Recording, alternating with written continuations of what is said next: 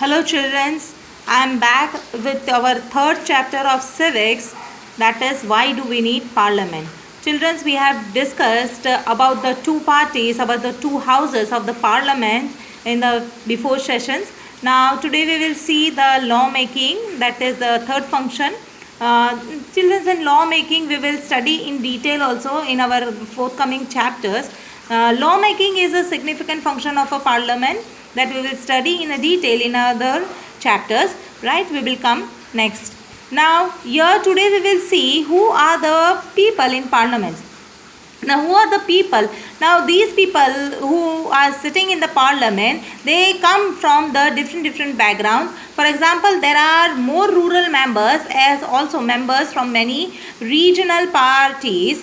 Groups and the peoples that were till now unrepresented are beginning to get elected to the parliament. Now they belong from the different sections, different backgrounds. They also follow from scheduled caste and scheduled tribes, that is SC and ST, backward classes also, Dalits also, and number of community people comes forward and they participate in this parliamentary election.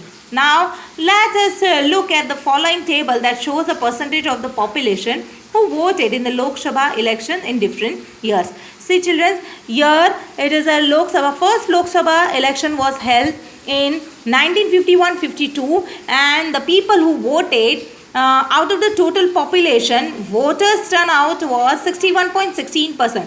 Now these are the list which you can see. Now last year was our 17th Lok Sabha election which was held in 2019 and it was also almost 67%, right? So these are the timetables and these are the what you can say the data given for the from first Lok Sabha election till the 17th Lok Sabha elections, right? Now it has been observed the representative democracy cannot produce a perfect reflection of the society. There is a realization that when interest and experiences separate us, it is important to ensure the communities that have been historically marginalized are given adequate representation. Now, historically marginalized means those people, marginalization means those people who comes under minority in the sense those who are really not those class or those group of people who are not being given certain rights and certain what you can say उनको इतना हक दिया नहीं जाता. They are still backward in some categories, right? So those people are called as a marginalized, right? They are either scheduled caste. For example, I can say you scheduled caste and scheduled tribe people.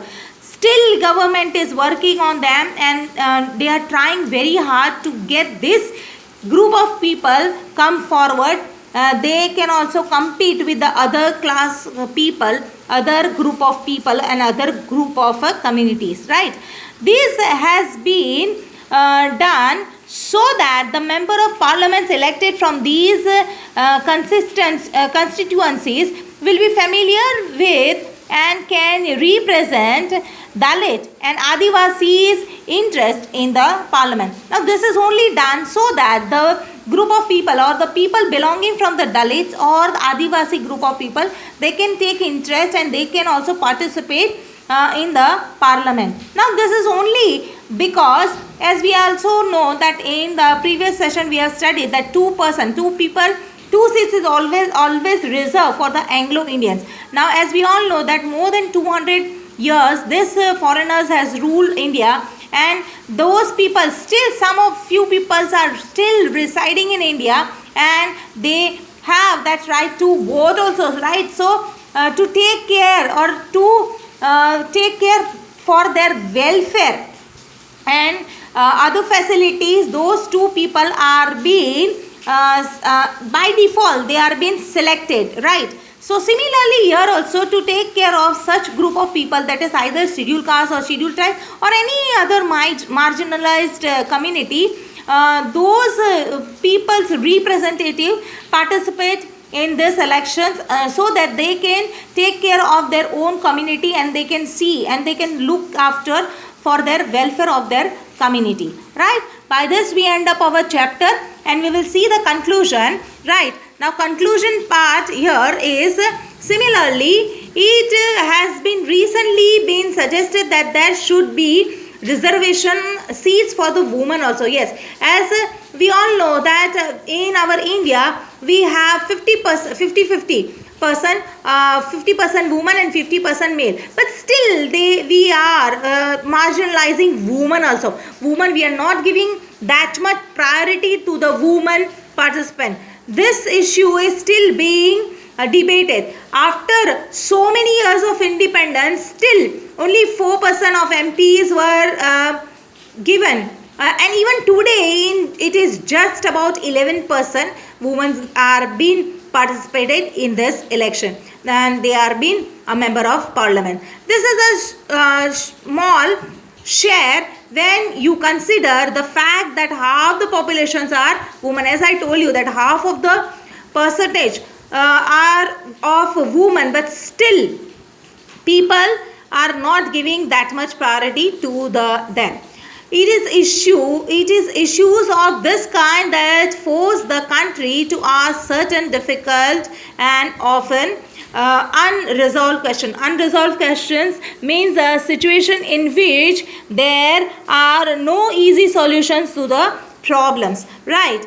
About whether our democratic system is representative enough or not. The fact that we can ask these questions and are working towards answers is a reflection of the strength and the faith the people in India have in a democratic form of government. Right? Children, by this we end up our chapter, and we will look forward with the question answers and other. I will give you short questions of other chapters also. Kindly keep watching the videos from beginning to end. Children, we all know we are going through a very hard time because we all know we are going through a pandemic situation, and whatever best thing we can provide with the limited source of the things, but we are trying our level best so that it becomes very easy for you to understand the things. Keep watching, and we always look forward for your kind cooperation, and always needs that cooperation further also. So have a nice day, and keep watching, and keep studying. Go through your test books and write the notes and question answers which we are providing. Thank you. Have a nice day.